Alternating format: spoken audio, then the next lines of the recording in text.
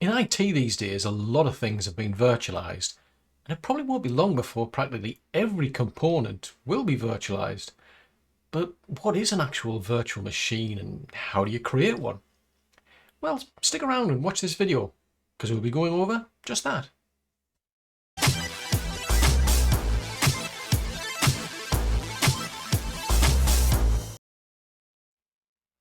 Now, if you've worked in IT at all, you'll be familiar with diagrams like this, where we've got little network segments defined, each with their own subnets. We've got computers in these actual subnets. We've got a firewall that separates them all out. We've got access to the internet over here, for instance. But one thing you can't tell from this is, are these real computers? Are they virtual computers? And to be honest, it doesn't really matter, because at the end of the day, a computer is a computer. And it doesn't really matter if it's virtual or physical, unless you're the one who's actually paying for all this, in which case, yeah, you can actually make a big deal. So in this particular case, I mean, you can see we've got a firewall over here, we've got a couple of servers, we've got a name server or a DNS server, we've got a DHCP server, we've got a management server over here, but we can't tell, whether they're real, basically. So if we go over to the physical overview tab, that's when we start to get a better picture of what's actually going on. Over here, we've actually just got one computer, and it's running what's called a hypervisor. Because in the early days of computing, you'd have a certain number of actual physical servers, and these are costing you money. They're all you're having to pay for the capital, you're having to pay for the actual operating costs to keep them going. So for that reason, what you used to get was you'd actually be finding that a computer would run multiple applications. That way, it costs it cost you less than hardware and so on. Problem was, you then get applications that would interfere with each other, and when it came to trying to do maintenance on the operating system as well, it would be difficult to find a time that was suitable for everybody. So we went down this path where we started breaking out the applications, and we dedicated servers for their own specific purpose. So for example, we've got one computer over here, it's just a name server, nothing else. This one's a DHCP server, and that's all it does. And then we've got a management server, and again, that's all it's for. It's just purely for the management of this firewall, actually, in the case of this test lab. But if you think, from the cost perspective, that's going to be pretty expensive, having to have all these three computers plus a firewall. I mean, we haven't even got round to actually, creating anything as far as the actual real network itself goes. Well, yeah, it's a virtual network, but, bear with me here. It's a case of, yeah, you've got to have a lot of computers just to even get started. So along the way, you got companies like VMware sprang up, and what they did basically provided us with was this opportunity to actually virtualize a computer. So just go back to this tab here. This physical server is running a hypervisor, and what it does, it basically carves up all of the compute resources so that it can share them out amongst all these virtual devices, and it saves you a ton of money. Well, it's a case of it'll save you some money in the sense that you've got to pay for the hypervisor, you've got to pay for its support, but ultimately you'll have less physical servers, and that does save you money because you've got to pay for the actual physical device itself. If you're going to store them in a data center, you've got to pay for renting rack space and so on. You've got to pay for the electricity costs, the air cooling, etc. that comes with that. It's pretty expensive, so virtualization saves you a lot of money. Now, obviously, we're heading over to the realms of cloud computing, and that is basically to save you even more money, in the sense that you can run a computer, but you can set schedules. It'll only run for this certain amount of time. So compared to, say, running out of a data center, these computers are probably running 24/7, whether you're using them or not. In a cloud, it's a case of, well, you only pay for them while they're actually up and running. Now, in our case, we're actually building an actual test lab. So these are actually virtual machines that are going to be running on a hypervisor. I mean, they do ultimately run on a hypervisor even within a cloud provider. For me, this is the cheaper solution because, well, yeah, I mean, you look at the actual costs of cloud providers and it's pretty expensive, to be honest. If you're going to host a lot of computers, especially if they're going to be running 24/7, it'll be probably cheaper to go to the cloud.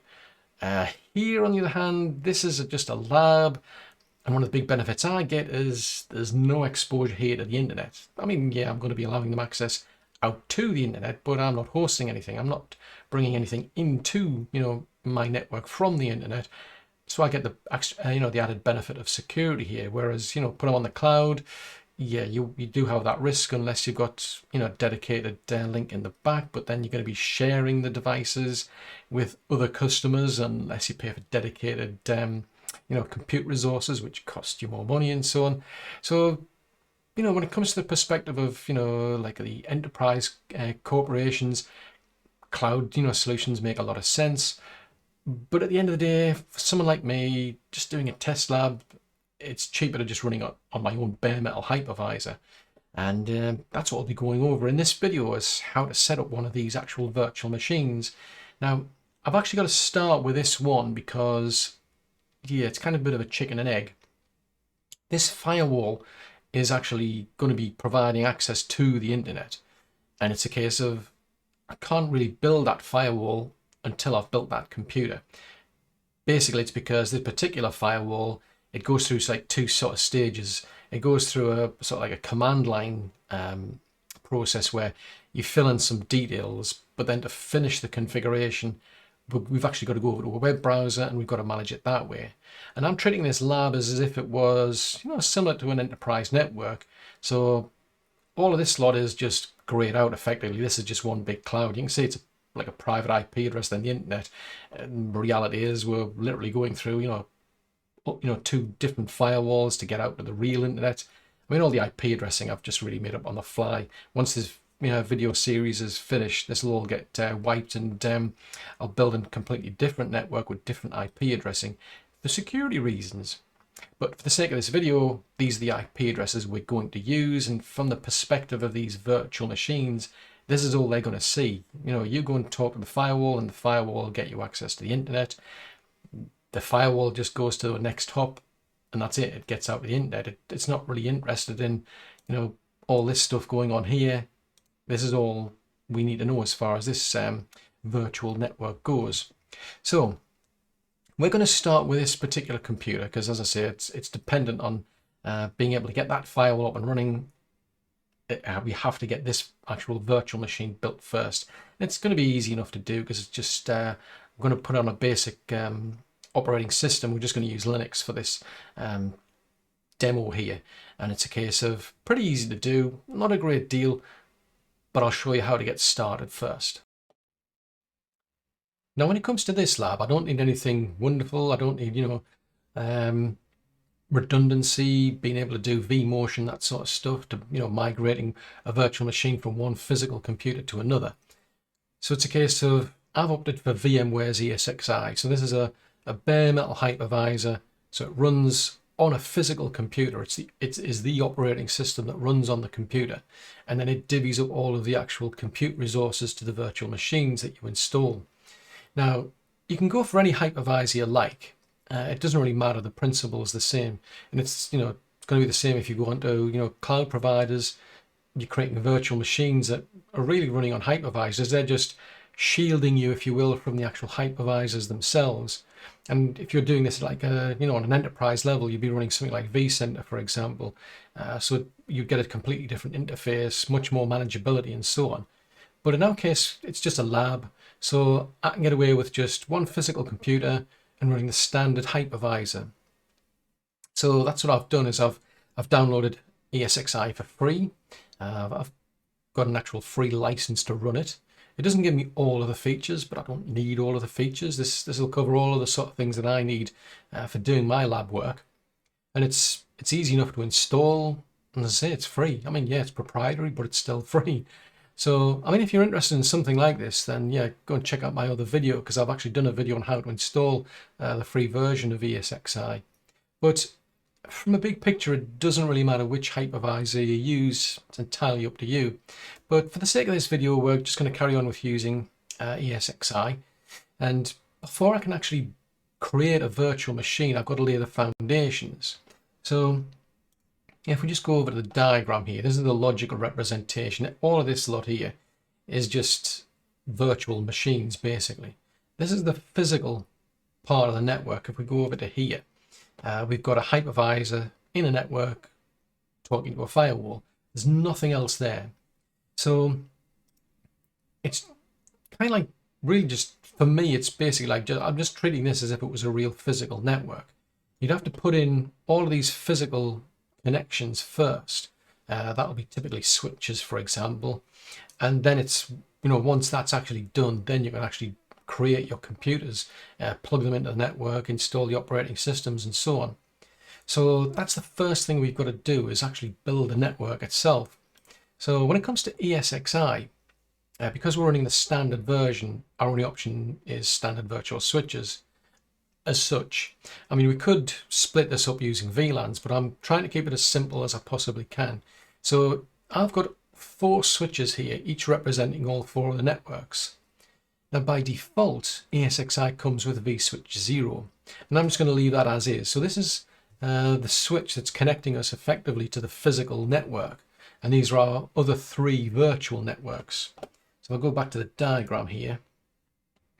Think of that as vSwitch 0.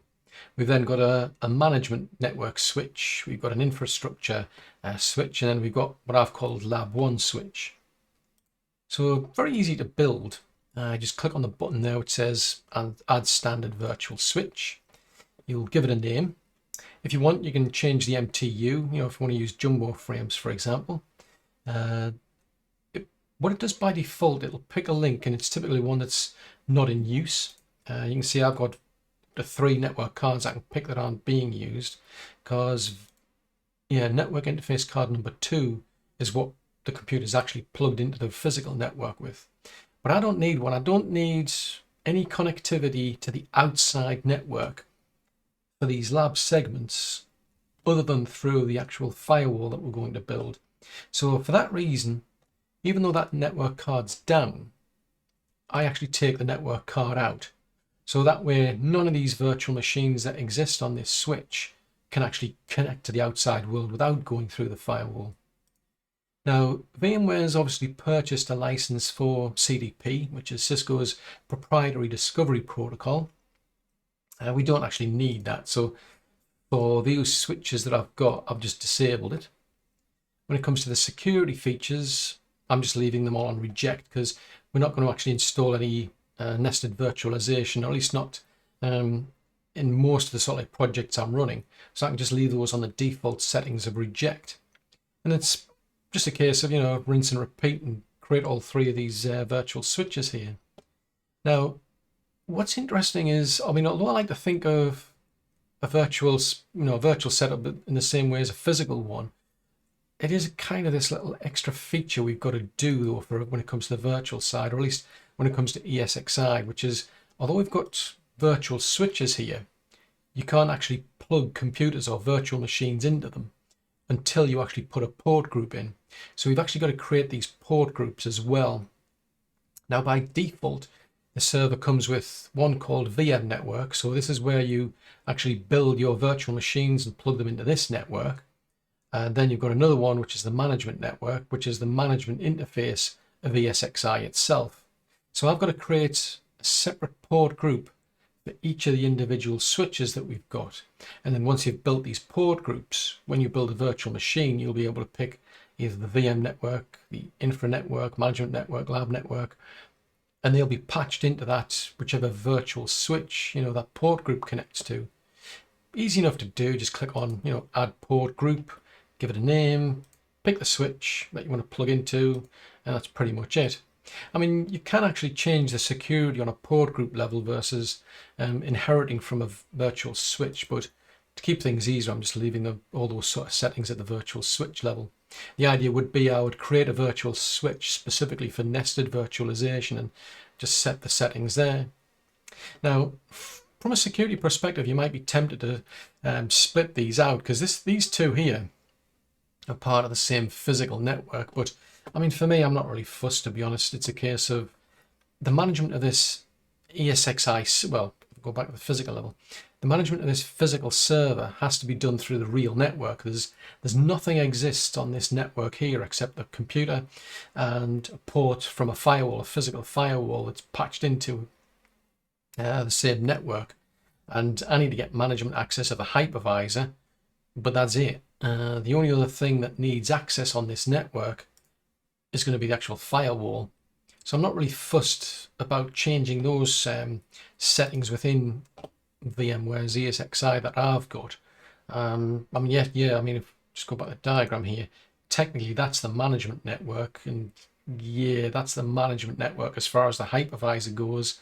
But ideally, you know, in an enterprise environment, you'd want that completely independent. But as I say, because I've got nothing else on that network, I'm not really too concerned. So now that we've put all these port groups together, and now we've got all of our virtual switches, well, the next thing is to actually build a virtual machine. And it's a case of, we've got to build this one first. Well, now that we've actually got our underlying network in place, we can now actually build virtual machines. Now, when it comes to ESXi, it's pretty simple to do. I mean, go to virtual machines, and then it's a case of clicking on the option up here, which is to create or register a virtual machine. Now, you've got multiple options here what you want to do. You can actually create a machine from scratch. So that's kind of like similar to go out and buying an actual physical computer. You spec it out, you tell it how many processors you want, you know, how much memory and so on. There's another option here, which is to deploy a virtual machine from an OVF file or an OVA file. Now that's where an actual virtual machine's been built on another hypervisor, and then it's been exported out to one of these files, and then you can then import it into your hypervisor, and then it basically unbundles it, and voila, there's your virtual machine. Another option is where, again, you've probably built a virtual machine somewhere else, but this hasn't been packaged up or anything. It's just the whole files, and you just copy it onto the hypervisor, and you just have to register it. Now, in our case, we've got to start from scratch. So we're going with the default, which is to create a new one. Now, we've got to give it a name. So this is going to be our management computer. Just go to the diagram. Yep, it's called MGMT.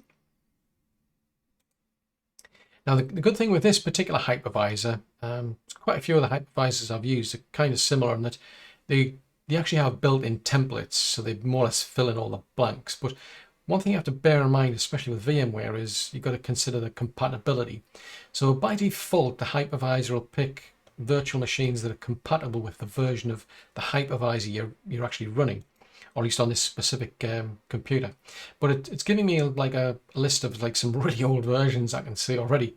That comes in useful if you are actually, you know, in like an enterprise, for example, or if you're running multiple hypervisors, and you want that option to be able to run this virtual machine on other hypervisors which are running an older version of ESXi. In our case, we're not, so I'm just going to leave it at the default. Now, you've got to pick the guest OS family because we've got templates based on our decisions. This is going to decide, you know, how it fills in the blanks basically for the hardware that goes into building this virtual machine. So I've got a choice of things like Linux, Mac OS, Windows, and other. And if we go with other, for instance, we're into things like FreeBSD, IBM OS 2. That's a long time ago, and yes, I was around then when that was created. Novell NetWare, yes, I was around before even that version, I think, probably. But it's a case of, yeah, you've got quite a long laundry list of other, you know, other operating systems. So it even comes with the option to actually install ESXi. It even can prepare a virtual machine for running a nested version of ESXi if you want. But in our case, we're actually going to be using Linux. Now, I'm actually going to go for Linux Mint because I haven't used it for quite a while. It's a distro based on Ubuntu, which in turn is based on Debian. Now, you'll probably notice it's giving me like a big laundry list of different versions of Linux, different distros, all different versions of the individual distro. But yeah, when it comes to something like Linux, Ubuntu, it's, well, yeah, it's either 32-bit or 64-bit, that's it. Pretty simple choice, really. So we'll go with a 64-bit version, and that's it. Now, the next thing is, where do you actually want to store this virtual machine, where we're going to be running it from? So in my case, I'm going to run it from an NVMe, because that's been specifically put in there to run the virtual machine. So that's data store 1, that's what ESXi is installed on. The ISOs one's actually an NFS share that I've got on this to get, well, basically to upload the ISOs to this thing. And then we've got the only option left, which is the NVMe. So we pick that one. So what it does based on all those choices is says, right, okay, this is what we think you probably want. It's kind of similar if you do it on a cloud provider. They'll, they've got their own templates and they'll figure out what they think you want. And that's something to think about, is that here, I mean, it's gone with certain settings, and I do know I want to change some of these. So for instance, I want, say, 2 processors. These are virtual processors. It's not dedicating 2 specific processors to this virtual machine. It's a case of, it's a hypervisor, and it's just dedicating processor time, basically. When this virtual machine needs some CPU time, it'll give it some from, whatever cores happen to be available at the time. So it provides 2. In this case, what we've gone for. The only thing to bear in mind is if you're doing this on a cloud provider, it's going to cost you. So if you overspec a machine, it's going to cost you more money than it should have done.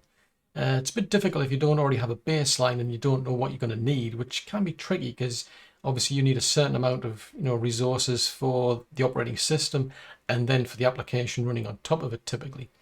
So something to bear in mind though is that we're running this on a hypervisor. It's our own computer. It's not going to make any difference price-wise how many CPUs I allocate. I mean, I've got a choice of up to 32. I've got two sockets, each of which have got 8 cores. Those can then be hyper-threaded, giving me a potential 32 cores. So it's a case of, yeah, I've got a big choice here, but if I spec this out to 32 cores, that's going to be pretty expensive on a cloud. So yeah, just something to bear in mind. Now, the next thing we need to do, I need to change the memory. Now, by default, for some reason, they go with meg, but we want to change that over to gig. I'll just switch that over to 4 gig. Storage-wise, yeah, that's probably going to be enough for me, because to be honest, all I'm going to do is I'm just going to run a web browser on this thing. So it's a case of, I want to thinly provision it. And I mean, if we were running on a, say, like a SAN, for example, as opposed to this local storage, which is NVMe, then yeah, you would be into thickly provisioning the actual virtual machine and thinly provisioning on the SAN typically. In our case, yeah, we're just going to go with thinly provisioned because it's a case of just trying to save as much storage as we can. Now, I'm not too fussed about the controller that's used for the hard drive. I mean, we could go up to the newer SAS, for example. I really don't need high throughput on a paravirtual controller, so we'll just leave that on the default of parallel. Not really bothered about the USB. I'm not going to be passing any USB drives through to it. But I do want to change the network adapter. So these are the 4 port groups, basically, we've got the choice of. So that's the default one. We want to put this into management. Now, when it comes to the CD drive, there is no CD drive on this computer, although by default it's saying it's going to use the host drive, the host device's CD-ROM drive. So really, we want to point this to a CD-ROM ISO file, if you will. So in this case, I've got choices of, it's asking us where is this file, what file is it? Now, what I've done is to save myself some time. I've actually got this NFS share, and I've got a ton of, ISOs on it, but I've actually uploaded the actual ISO that I'm going to use to the SSD drive for now. So I'm just picking that one, which is, the flavor of Linux Mint I just happen to have downloaded there. So that's pointing to that ISO file and it's saying it's connected. There's nothing else I really need to change. There's all sorts of things you can do. I mean, you can set up nested virtualization using the CPUs. You've got CPU affinity, all sorts of things you can set on this, but that's enough for me. So just click on next and it's just giving us a bit of a summary as to what it's doing. So we'll say okay to that, click on finish. There's nothing, just double checking. Yep, that's thinly provisioned, 2 cores, 4 gig, 16 gig. So click finish. And there we go, it's actually created. Now, you might notice there's a one that's been created already and then I destroyed it. The reason I've done that is sometimes I've found with this particular version, it can be a bit fussy, where I've created a virtual machine and it says, oh, I don't like that. And it just doesn't create it. And that's it. There's no getting out of it. You're just stuck. It's like, it's not giving me like an option to like go back and fix whatever was wrong. It's a case of go have a look in the actual log file and start again, which is a real pain, but yeah, it is what it is. Anyway, so we've actually got a virtual machine built, but before I do that, I'll just go over the storage just in case you're curious, because what I've done is I created a new data store. Basically, I just pointed it to an NFS data store there, and then I've pointed it to a NAS. So it's a case of you give it the name, you give it the server, well, you give it the name of the store that you want to call it. You point it at the server, what its share is, you know, the version of NFS. In the case of here, we've got a username and password for version 4, for example. And that allows me to basically get access to all of these ISO files that I've actually got stored on a NAS elsewhere on my network. But as I say, it's separated from the hypervisor through a firewall over power over Ethernet, or rather Ethernet over power adapters through separate circuit breakers, and it's pretty slow to upload, because basically this virtual machine, then when we boot it, it's going to be trying to load that CD drive, and then it's going to install. So it's a case of, for me it's quicker to upload the file to the local storage temporarily.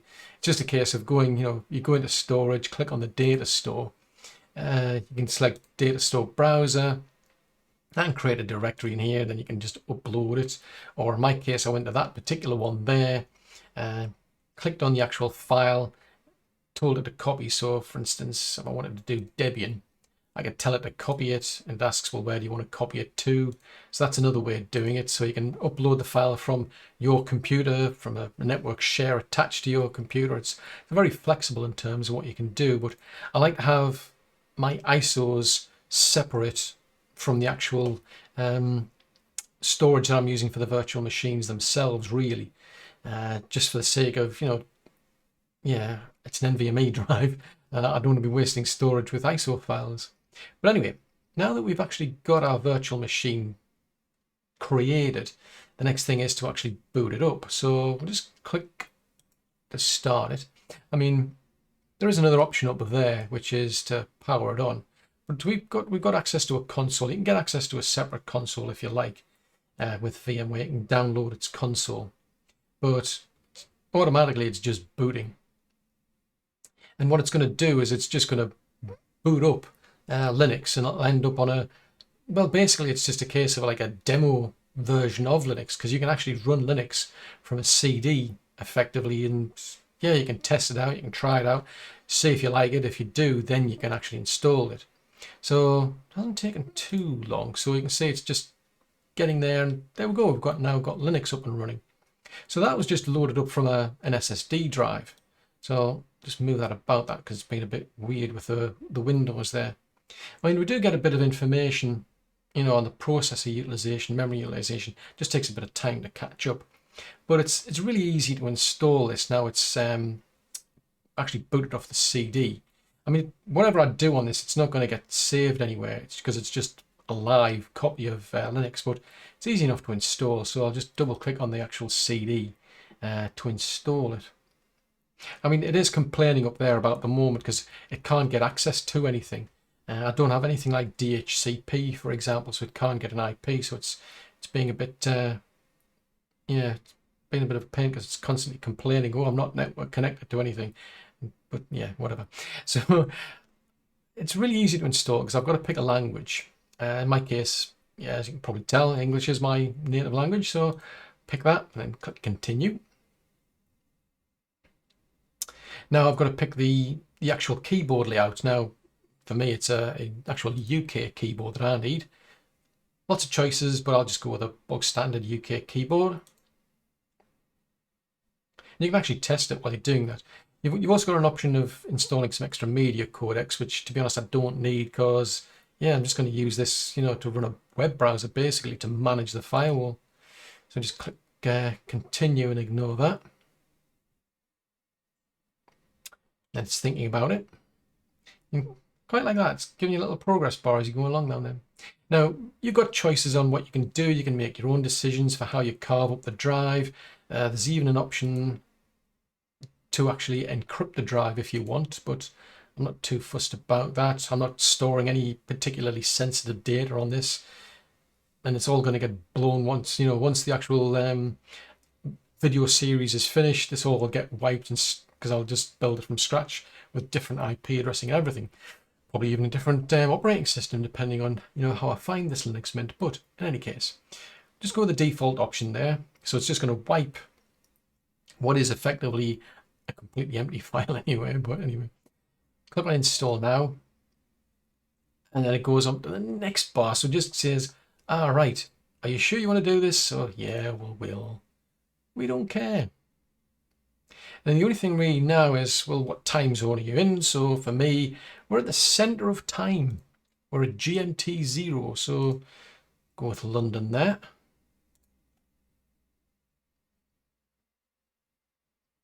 Now, the only thing it wants now is basically, well, who am I? So type my name in.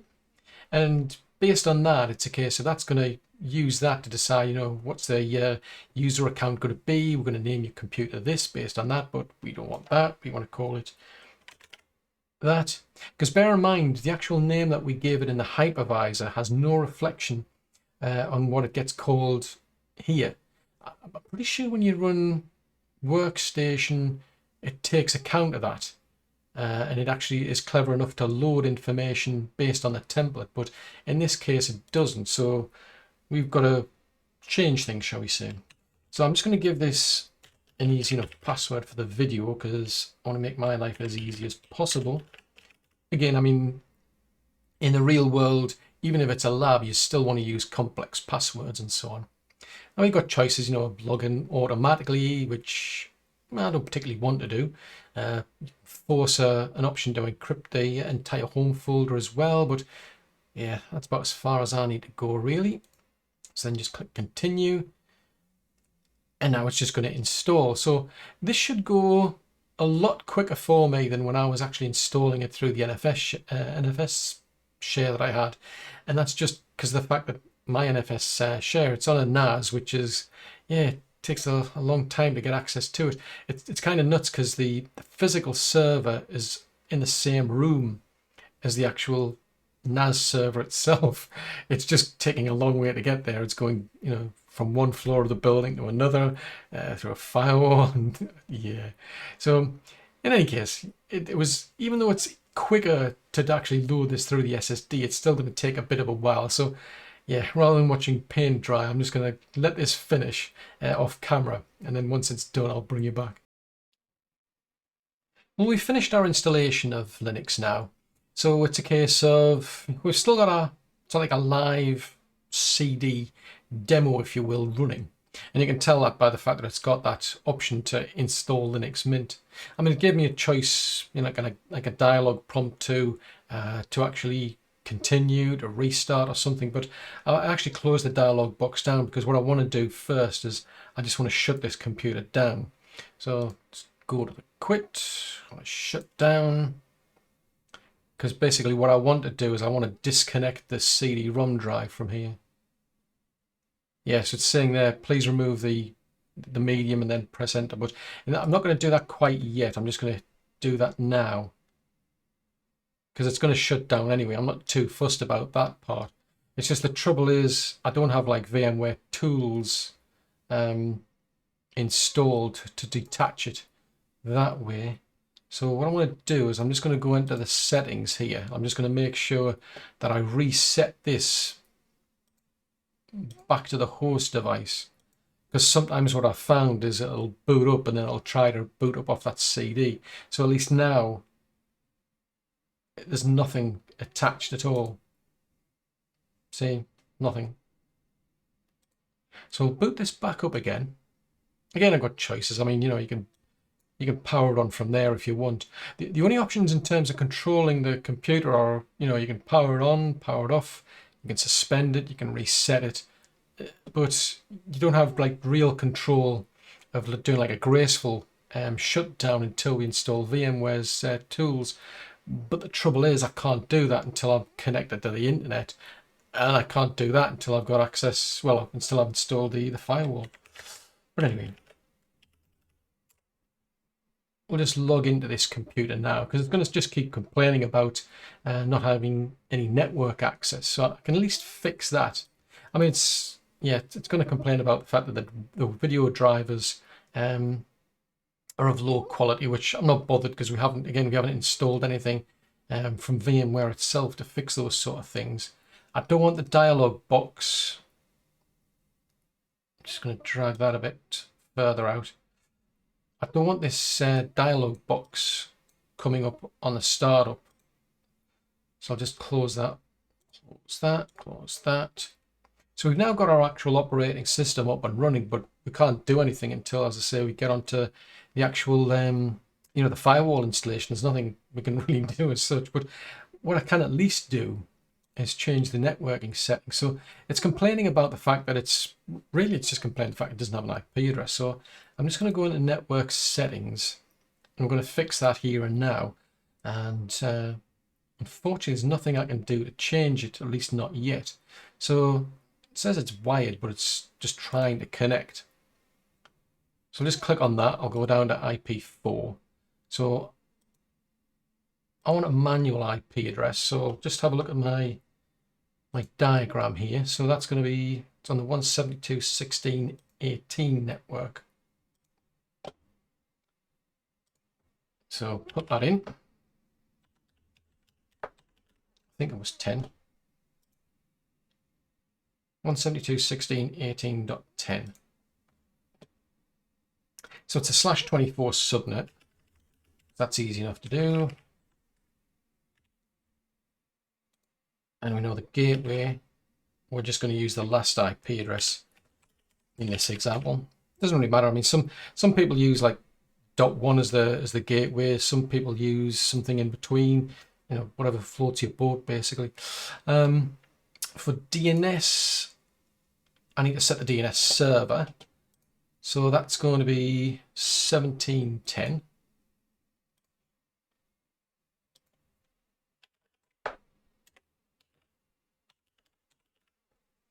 Just going to double check for my own peace of mind. 172.16.17.10. Now the reason I'm actually doing this manually, I mean, I do prefer to use DHCP, but the dilemma is, let's say something goes wrong with a hypervisor. The problem is, if that machine's reliant on DHCP and there's something happens with a DHCP server, this could boot up without an IP address because it's dependent on that, in which case I then can't get access into the firewall if the problem's partly to do with the firewall. So yeah, for that reason, that is always going to have a static IP address. These sort of servers, I'll be putting those on static IPs as well, because obviously this is a DHCP server and I can't get an IP address off itself until it's up and running with an IP. Likewise, although I could hard code the IP for the DNS server through DHCP, if something goes wrong with the DHCP server, we'll lose. It gets too complicated. So it's always a balancing act of static IPs versus dynamics. Dynamic makes things easier because you can always reserve an IP address in DHCP, but you've got to think about what happens when things start breaking.